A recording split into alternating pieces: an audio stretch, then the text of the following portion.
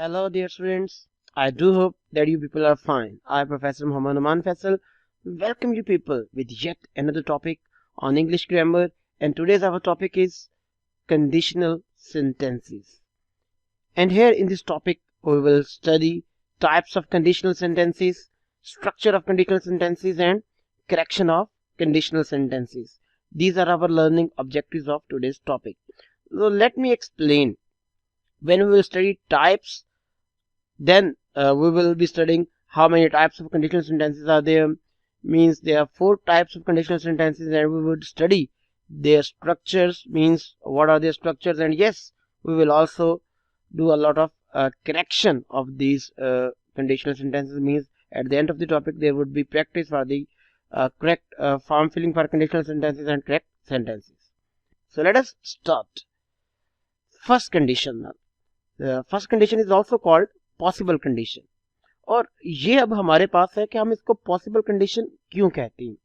देखें, आपको जो फर्स्ट कंडीशन की अगर आप उर्दू जुमला उसका देखें तो उसको पॉसिबल कंडीशन कहने की वजह आपको सामने आ जाएगी. जुमला है अगर तुम मेहनत करोगे तो कामयाब हो जाओगे. तो लफ्ज जो तो है वो इसको कंडीशनल बना रहा है कि भी अगर मेहनत करोगे तो तभी मुमकिन है. ये एक कंडीशन दे दी गई कि मेहनत करना लाजिम है, ये शर्त है. इसको हम उर्दू में शर्तिया जुमले भी कहते हैं. और जब तक ये कंडीशन पूरी नहीं होगी, मेहनत नहीं करोगे, कामयाब भी नहीं होगे. इसको पॉसिबल कंडीशन क्यों कहते हैं स्टूडेंट्स, ये जानना हमारे लिए बहुत जरूरी है.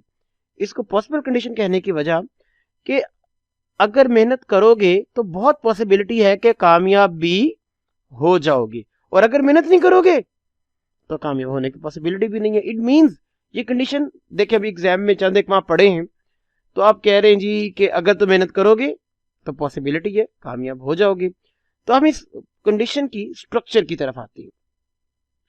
तो इस कंडीशन में ज़ाहिर कंडीशन सेंटेंस के 2 जुमले होते हैं, जैसे आपको नजर आ रहे हैं. इफ अगर तो मेहनत करोगे तो कामयाब हो जाओगे उर्दू में जैसे है. तो इफ के साथ वाला जो इफ वाला पार्ट है वो आप रखेंगे प्रेजेंट सिंपल, मतलब वर्ब की फर्स्ट फॉर्म लगा रहे होते हैं. और दूसरी पार्ट में आप फ्यूचर इंडेफिनिट, और अगर मैं फ्यूचर इंडेफिनिट को एक्सप्लेन करूं तो विल शेल लगा के आप वर्ब की फर्स्ट फॉर्म पुट करती हैं. ये आपके 2 पार्ट हो जाते हैं. लेकिन याद रखिएगा, ये जो उर्दू का तो है इसका आप तर्जमा नहीं कर पाते. मतलब ये नहीं करना कि इफ यू वर्क हार्ड और साथ लगाते फिर देन यू विल पास. आपको सिर्फ यू विल पास देना है. अगर आप देखें तो इफ वाले पार्ट में आपने वर्ब की फर्स्ट फॉर्म लगाई, आपको ये नजर आ रहा है, वर्क लगाया, और दूसरे पार्ट में आपने जो है वो विल शेल फर्स्ट फॉर्म लगाई, जो कि आपको इधर नजर आ रही है, यू विल पास. तो स्टूडेंट्स इस तरह ही हमारी कंडीशन 1 जो है वो सक्सेसफुल हो गई है, पूरी तरह अप्लाई हो गई है. और अगर आप गौर करें, जुमला वाज़ेह दे रहा है भी अगर मेहनत करोगे, if you work hard you will pass.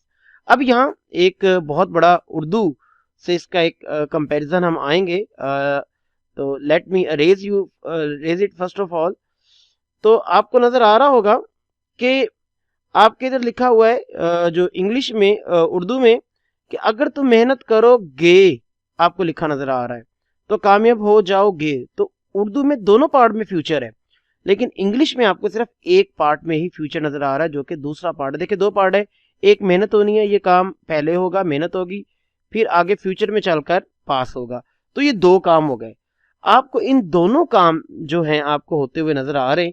इन दोनों में जो काम पहले होगा हम उसको प्रेजेंट देंगे, इसलिए इफ पार्ट प्रेजेंट ले लेता है, और जो काम फ्यूचर में होगा उसके बाद वो फ्यूचर लेगा. उसकी रीजन ये है स्टूडेंट्स कि एक ही इंग्लिश के सेंटेंस में जब 2 एडजॉइनिंग क्लॉजेज आती हैं तो दोनों में फ्यूचर नहीं होता. प्रेफरेबली आपको एक में से फ्यूचर माइनस करना पड़ता है, और ज़ाहिर है आप हमेशा उसी में से फ्यूचर माइनस करोगे जो काम पहले होगा, जो अब होगा, और जो काम आगे जाके फ्यूचर में उसका रिजल्ट निकलेगा वो फ्यूचर में कन्वर्ट करेंगे. तो इस वजह से हम अगर तो मेहनत करोगे लिखते तो उर्दू में मेहनत करोगे, लेकिन उसका जब तर्जमा इंग्लिश में करते हैं तो if you will work hard नहीं करते, इफ यू वर्क हार्ड करते हैं. तो आई डू होप कि आपको कंडीशन 1 काफी हद तक क्लियर हुई होगी, और ये भी क्लियर होगा हम कभी ये तर्जमा क्यों नहीं करते कि if you will work hard.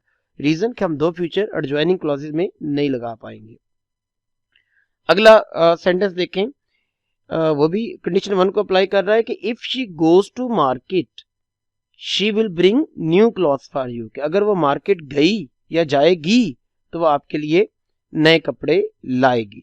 तो आप गौर करें, लिखा तो गोज है, लिखा तो प्रेजेंट इंडेफिनिट हुआ है, मतलब सिंपल प्रेजेंट हुआ है, फर्स्ट फॉर्म लिखी हुई है, लेकिन हमें तर्जमा जब उर्दू से उसकी ग्रामर कंपैरिजन करते हैं तो हमें फ्यूचर करना पड़ता है। रीजन जो इफ वाला पार्ट है कंडीशन 1 में, उसको हमें उर्दू में ट्रांसलेट करते वक्त फ्यूचर जरूर देना है, क्योंकि उर्दू में दोनों हिस्सों में फ्यूचर आ सकता है, लेकिन इंग्लिश में दोनों पार्ट में ज़ाहिर इंग्लिश की ग्रामर उर्दू की ग्रामर से डिफरेंट है, तो दोनों पार्ट में हम फ्यूचर नहीं लगा पाते। तो that is why if she goes to market she will bring new clothes for you ही हमें लगाना पड़ेगा। और अब पेपर में कई बार जब करेक्ट यूज ऑफ वर्ब में आता है तो एग्जामिनर क्या काम कर सकता है, मैं आपको इसको एक बार दोबारा अरेज करके जो है वो क्लियर करता हूँ। तो एग्जामिनर जो आपके लिए काम कर सकता है वो ये होगा स्टूडेंट कि वो ये हिस्सा मिस करे या ये वाला मिस करे। मतलब वो ये देगा if she dash to market, यहाँ मतलब गोज को अंडरलाइन कर दे लेकिन उधर कुछ दे ना, she will bring new clothes for you, तो आप देखेंगे हाँ वो मार्केट अगर जाएगी तो नए कपड़े लाएगी, तो आप कहेंगे कि वो नए कपड़े लाएगी, विल शेल फर्स्ट फॉर्म दिया हुआ है, तो ज़ाहिर है विल शेल फर्स्ट फॉर्म दिया हुआ है तो ज़ाहिर है प्रेजेंट सिंपल ही मिसिंग है। या वो ये कर सकता है कि ये हिस्सा दे दे कि if she goes to market she dash new clothes for you, तो she dash new clothes for you आपको ऑप्शन में दिया हुआ, will bring, brings, have, has brought, तो आपको ज़ाहिर है कि आपको पता है कि इफ के साथ अगर फर्स्ट फॉर्म दी हुई है जो कि कंडीशन 1 में है, तो दूसरे हिस्से में आप ज़ाहिर है फ्यूचर इंडेफिनिट यूज करते हुए विल शेल फर्स्ट फॉर्म का तो इस्तेमाल करेंगे। तो she brought, brings, will bring में से आप विल ब्रिंग का ही ऑप्शन चूज करोगे। तो आई डू होप कि आपको कंडीशन 1 समझ आई होगी। कंडीशन 2 की तरफ चलते हैं, एंड पर इंशाल्लाह इन सब की हम इकट्ठी मिक्स एक्सरसाइजेस भी करेंगे। कंडीशन 2 में आए जी, तो सेकंड कंडीशन को हम नाम देते हैं इम्प्रोबेबल का। देखो प्रोबेबल होता है जिसके चांसेस हो, जिसका इम्कान हो, और इम्प्रोबेबल का मतलब है कि उसके होने के चांसेस नहीं है, इम्कानात नहीं है। मतलब ये कंडीशन तब यूज करते हैं जब कोई ऐसी चीज की जाए जो काफी हद तक अनसर्टन हो जाए। आप इसका पहले उर्दू देख लेते हैं, अगर तुमने मेहनत की हुई तो कामयाब हो जाओगे, मतलब कि मेहनत करने का जो पोर्शन है वो निकल चुका है। अब एक तरह से एग्जांपल लगा लें कि जो पहली कंडीशन है वो एग्जाम में अभी पढ़े हैं कोई 2-3 माह और कह रहे मेहनत करोगे तो कामयाब हो जाओगे, या आप एग्जाम हॉल के बाहर खड़े हो, टांगे थर थर कांप रही है और आपको आपका दोस्त हौसला दे रहा है भी अगर मेहनत की हुई तो कामयाब हो जाओगे। लेकिन एक गौर करें, अब मेहनत करने वाला जो पार्ट है वो पॉसिबिलिटी खत्म हो गई है, क्योंकि अब टाइम ही नहीं है मेहनत करने का बचा आपको। और ये जुमला जब बोला जाता है तो ये कंडीशन भी शो कर रही है कि हाईली इम्प्रोबेबल है, अनसर्टन है कि वो बंदा पास भी होगा। रीजन, क्योंकि वो कह रहा है अगर मेहनत की हुई उसको, उसकी मेहनत पर, इसका मतलब बड़ी प्रोबेबिलिटी नजर आ रही है, बड़ी अनसर्टेनिटी नजर आ रही है। इसकी कंडीशन देखें तो इफ वाला जो पार्ट है वो पास सिंपल मतलब वर्ब की सेकंड फॉर्म लेता है, और दूसरा पार्ट जो है वो वुड फर्स्ट फॉर्म। गौर करें पिछली कंडीशन में अगर मैं पीछे वापस जाऊं तो पहली में फर्स्ट फॉर्म और आगे विल शेल फर्स्ट फॉर्म थी, और अब इफ के साथ सेकंड फॉर्म है और दूसरे हिस्से में वुड फर्स्ट फॉर्म है। मतलब फर्स्ट फॉर्म फर्स्ट कंडीशन में, सेकंड फॉर्म सेकंड कंडीशन में, अगर आप याद रखना चाहें। और इसी वजह से फर्स्ट कंडीशन में विल शेल फर्स्ट फॉर्म था तो यहाँ वुड फर्स्ट फॉर्म का आप इजाफा देख रहे हैं। तो तर्जमा करते हैं, अगर तुमने मेहनत की हुई तो इफ के साथ चूंकि सेकंड फॉर्म लगानी है तो if you worked hard you would pass, will pass के बजाय वुड पास। अब एग्जामिनर क्या करेगा, या तो वो ये वर्ब मिस करेगा या ये वर्ब मिस करेगा। वो देगा if you worked hard you dash, तो will pass, would pass, had pass, आप कहेंगे जी वुड पास क्योंकि पीछे सेकंड फॉर्म थी। और अगर आप जुमले में देखें वो ये भी मिस कर सकता है कि इफ यू डैश, ये हिस्सा मिस कर दे, यू वुड पास, तो आपको पता है वुड पास आ गया तो ज़ाहिर इधर सेकंड फॉर्म ही हमें लगानी है। एक एग्जांपल और दी हुई है, if I were you I would let them go, ये goodbye Mister Chips novel से लिए मैंने लाइन। तो गौर करें इफ आई वॉज, ये होता है कि आई के साथ आप वॉज लगाते हैं, यू के साथ वर है, दे के साथ वर है, ही, शी, इट और आई वगैरह के साथ आप वॉज लगाते हैं। जैसे I was teaching you first condition a minute ago, तो इफ आई वर यू, तो आई के साथ वर क्यों लगाया, उसकी रीजन जहन में रखिएगा कि आप जब भी सेकंड कंडीशन यूज करते हैं तो आप इस, चूंकि ये इम्प्रोबेबल है और जो भी इम्प्रोबेबिलिटीज होती हैं, अनसर्टेनिटीज होती हैं, उसमें इंग्लिश जो है वो रूल देती है कि आप पास्ट प्लूरल लगाते हैं। कौन सा पास्ट लगाते हैं बच्चे, पास्ट प्लूरल। पास्ट प्लूरल से मुराद है कि वर्ब की आप सेकंड फॉर्म वगैरह ही लगा सकते हैं, ज़ाहिर है। और जब वर्ब की सेकंड फॉर्म लगाते हैं जो पास्ट में, तो उसमें प्लूरल लेनी है, और वाज और वर में जो प्लूरल है वो ज़ाहिर है वो वर ही है जो कि आपको प्लूरल के तौर पर जो है वो नजर आती है। तो दैट इज वाई आप सेकंड कंडीशन में सेकंड पास्ट प्लूरल का इस्तेमाल करते हैं। तो स्टूडेंट्स मूव करते हैं हम अपनी थर्ड कंडीशन की तरफ। थर्ड कंडीशन को हम नाम देते हैं इम्पॉसिबल कंडीशन का। अच्छा जी, इसको इम्पॉसिबल भी कह लेते हैं, बाज औकात हम इसको इरिवर्सिबल कंडीशन भी कह लेते हैं। ऐसा क्यों कहते हैं?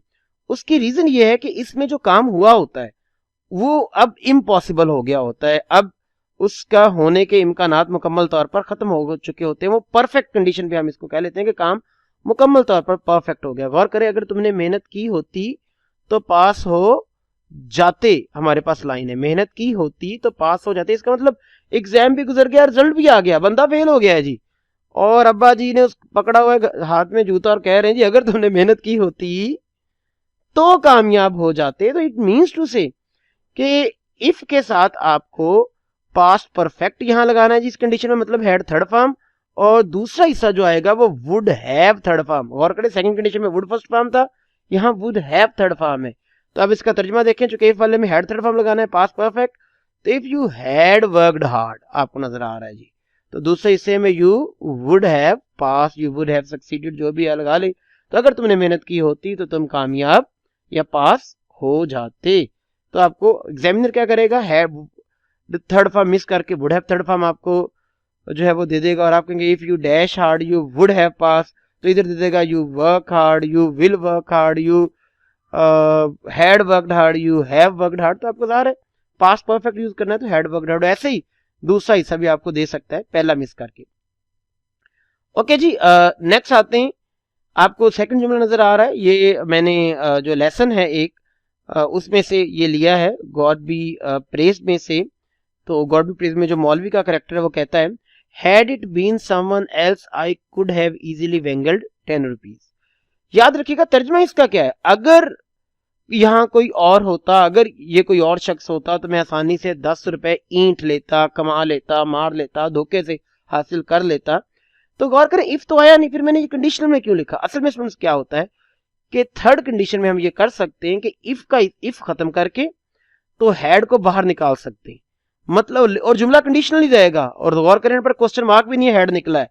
अगर क्वेश्चन मार्क आता तो मैं कहता ये कोई सवालिया जुमला है, नहीं जी सवालिया नहीं है, ये कंडीशनल जुमला ही है। If you had worked hard को अगर मैं चाहूं तो इफ खत्म करके, और अगर मैं इफ खत्म करता हूं कंडीशनल जुमले का तो मुझे हैड निकालना पड़ेगा थर्ड कंडीशन में। तो if you had worked hard को भी मैं कह सकता हूं had you worked hard you would have pass. और अगर मैं इफ निकाल रख रहा हूं तो मैं ऐसा नहीं करूंगा।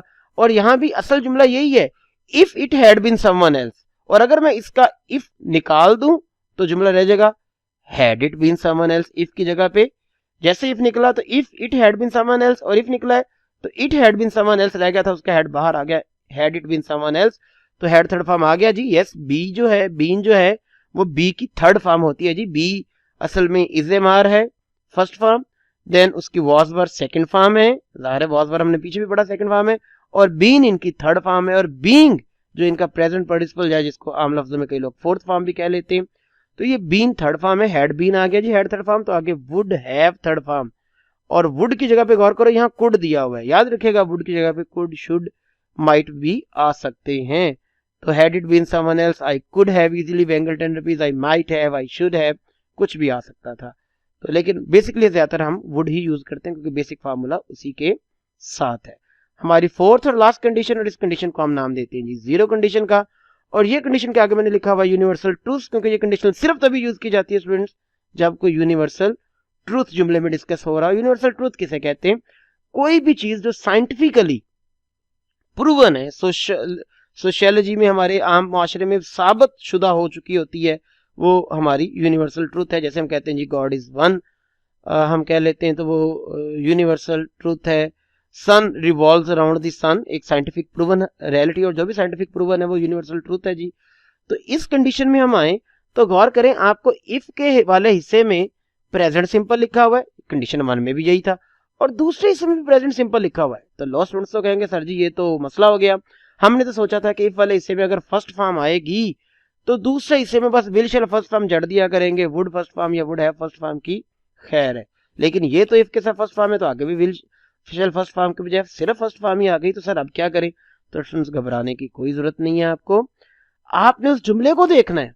अगर उस जुमले में पॉसिबिलिटी पाई गई, गौर करें मैं कंडीशन 1 पे वापस जा रहा हूं, अगर उस जुमले में पॉसिबिलिटी पाई गई तो बेसिकली वो जो होगा वो आप will shell first form use करेंगे। और अगर उस जुमले में एक यूनिवर्सल ट्रूथ है, देखो अगर तुम मेहनत करोगे कामयाब हो जाओगे, यूनिवर्सल ट्रूथ नहीं है, साइंटिफिकली प्रूवन नहीं है, लोग बहुत सारे मेहनत करते हैं लेकिन अपने ख्वाब हासिल नहीं कर पाते। साइंटिफिक ट्रूथ क्या हो सकता है, आइए नीचे आते हैं इस जुमले में। इफ वी इंक्रीज टेम्परेचर, कि अगर हम दर्जा हरारत बढ़ाते हैं द वॉल्यूम ऑल्सो इंक्रीजेस, तो दर्जा हरारत भी बढ़ जाता है। तो गौर करें कि इफ वाले हिस्से में भी फर्स्ट फॉर्म हमने दिया और दूसरे हिस्से में भी first form he the.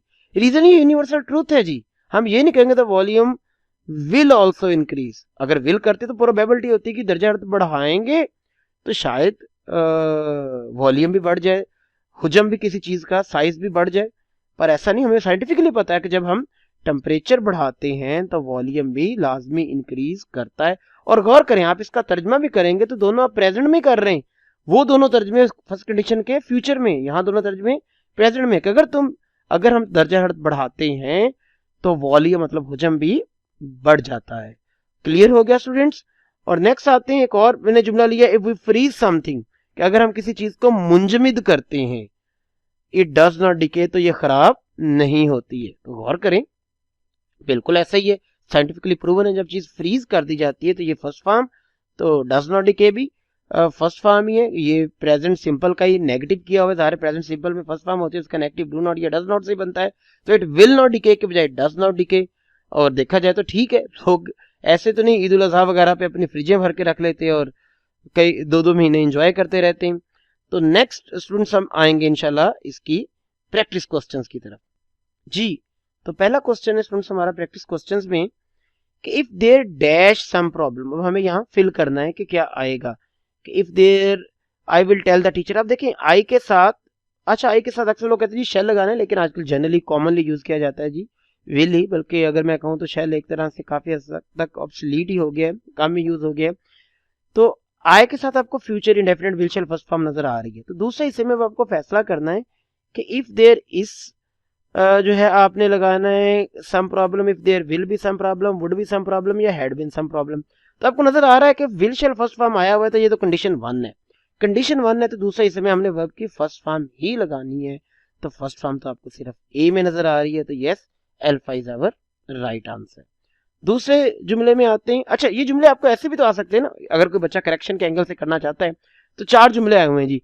If there is some problem के साथ if there will be some problem, if there would be some problem, if there had been some problem, I will tell the teacher. तो आपको ढूंढना है कि किसके साथ वो ठीक रहेगा, तो सारे if there is some problem I will tell the teacher. If I dash you I would forgive them, तो आपको फैसला करना है कि इफ आई एम यू आपने लगाना है, इफ आई वाज यू लगाना है, इफ आई वर यू या if I had been you I would forgive them. देखिए मैंने कहा था एक हिस्सा आपका गिवन होगा, वुड फर्स्ट फॉर्म लगी हुई है। वुड फर्स्ट फॉर्म किस कंडीशन में आती है, फैसला करें जी। यस कंडीशन नंबर 2 में। और अगर ये कंडीशन नंबर 2 है तो ज़ाहिर इस हिस्से में वर्ब की सेकंड फॉर्म लगानी है, और वर्ब की सेकंड फॉर्म तो आपको बी और सी दोनों में निकल रही है, वॉज और वर। और मैंने एक चीज सिखाई थी कि वर्ब की सेकंड कंडीशन में यस बोलिएगा क्या आता है, कौन सा वर्ब आता है, आता तो सेकंड फॉर्म है पर उसकी कौन सी हालत, यस प्लूरल हालत, तो दैट इज वाई वर लेना है।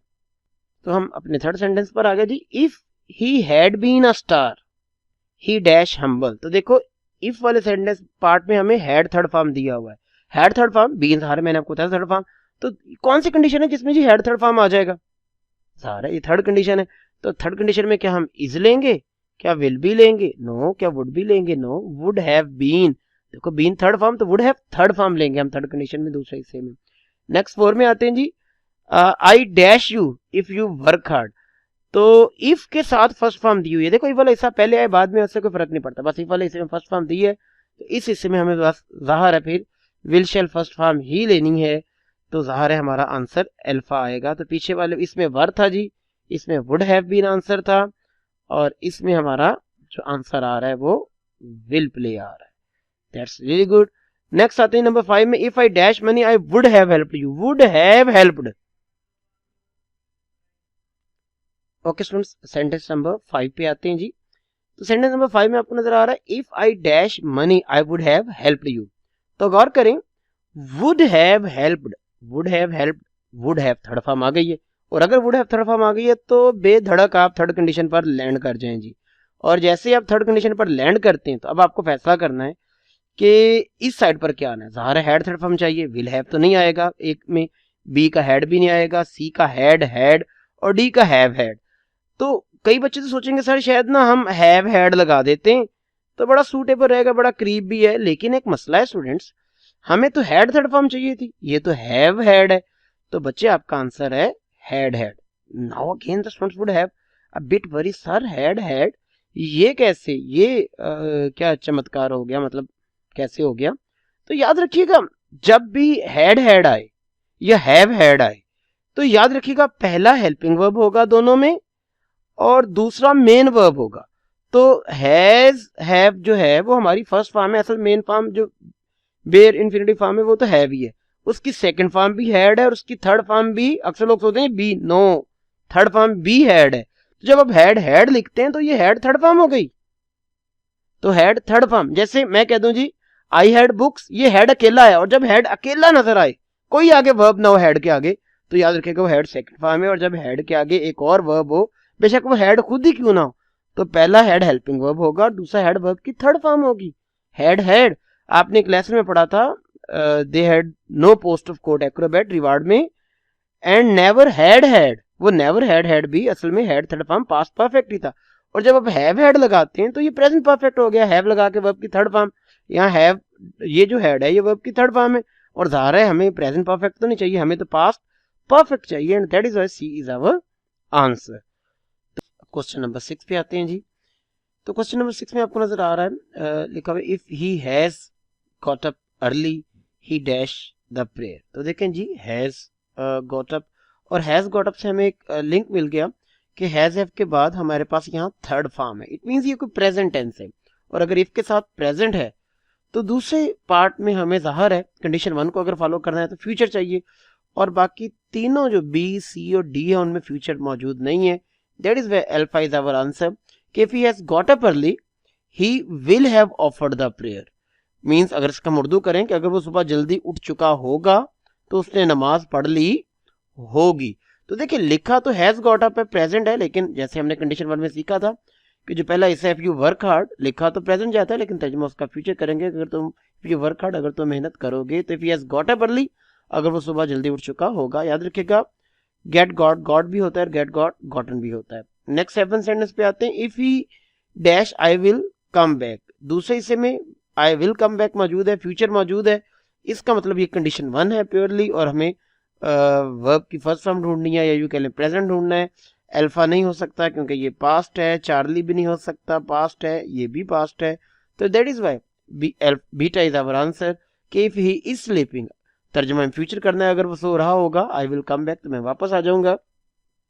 नंबर 8 पे देखिएगा when the sun rises he dash, तो गौर कीजिएगा when the sun rises, when के साथ हमारे पास प्रेजेंट टेंस है तो दूसरे हिस्से में ज़ाहिर है हमें फ्यूचर के लिए जाना है, अगर कंडीशन है 1 है तो जब सूरज तुलू होगा तो ही इज स्लीपिंग नहीं हो सकता, ज़ाहिर है हमें फ्यूचर चाहिए था तो ही विल बी स्लीपिंग हमारा आंसर होगा।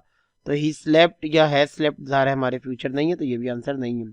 9 पे आते हैं if he dash I would call him, तो गौर करें वुड फर्स्ट फॉर्म मौजूद है, दैट मीन्स टू से कि ये कंडीशन 2 है, और अगर सेकंड कंडीशन है तो हमें पास्ट टेंस चाहिए, सेकंड फॉर्म चाहिए। तो इज वेकिंग तो नहीं हो सकता, वो प्रेजेंट है, विल वेक फ्यूचर है, नहीं हो सकता। तो इन दोनों में से कोई एक है जी, वर वेकिंग या हेड वेकन में से। तो ज़ाहिर है हमारा आंसर जो है वो चूंकि सेकंड फॉर्म के साथ जाना है, हेड थर्ड फॉर्म के साथ तो नहीं जाना, वर एटलीस्ट चलो सेकंड फॉर्म तो है। और हमने ही के साथ वर क्यों लेना है जी, रीजन क्या आपको सेकंड कंडीशन में बताया था कि हमें सेकंड कंडीशन इम्प्रोबेबल होती है, दैट इज वाई हमें पास प्लूरल रिक्वायर्ड होता है। लास्ट क्वेश्चन है जी, क्वेश्चन नंबर 11, इस पर आते हैं, ये प्रीवियस बोर्ड पेपर्स में से भी है। When he dash the newspapers he will go home, he will go home हमें वाज़ेह तौर पर बता रहा है कि ये कंडीशन 1 की तरफ जाएगा। दैट इज वाई हमें व्हेन वाला पार्ट या यू कह लें वाले पार्ट में हमें प्रेजेंट चाहिए, तो फ्यूचर तो नहीं चाहिए, इसको हम क्रॉस कर देते हैं। हैड सोल्ड भी नहीं चाहिए, ये भी हम अपना क्रॉस कर देते हैं। यस सेल्स यहाँ तो हमारा आंसर हो सकता है या हैज सोल्ड हो सकता है, दोनों प्रेजेंट है जी, वो प्रेजेंट इंडेफिनेट है, ये प्रेजेंट परफेक्ट है। तो हमें अब उसके साथ जाना है जो कि सिमेंटिकली मतलब मीनिंग वाइज अपने आप को बेटर जो है वो शो करेगा। तो गौर करें, अगर हम करते हैं when he sells the newspaper, तो जब वो अखबार बेचेगा, ही विल गो होम, वो घर चला जाएगा। और व्हेन ही हैज सोल्ड का ट्रांसलेशन करते हैं, तो जब वो अखबार बेच चुका होगा, वो घर चला जाएगा। तो जाहिर है when he has sold the newspapers he will go home हमारे लिए ज्यादा अच्छा है कि जब वो अखबार बेच चुका होगा। तो that is where delta is our answer. Next follow up पे आते हैं जी स्टूडेंट्स। तो go through the rules and understand the structure of the conditional sentences and practice the structures. जब तक बच्चे आप खुद प्रैक्टिस नहीं करेंगे, बार बार प्रैक्टिस नहीं करेंगे, वीडियो को रोकें और रोक कर दोबारा देखें कि यहाँ क्या आना है। और at the end ask questions if you have any, I am always there with you people. Comments में लिखें, अपने टीचर से करें, आपके पास मुख्तलिफ की बुक्स होंगी, वहाँ से प्रैक्टिस करें। And yes, whenever you will have practice, you would find these structures are meeting your requirements. So best wishes for you people. May Allah bless you. Thank you very much. Allah Hafiz.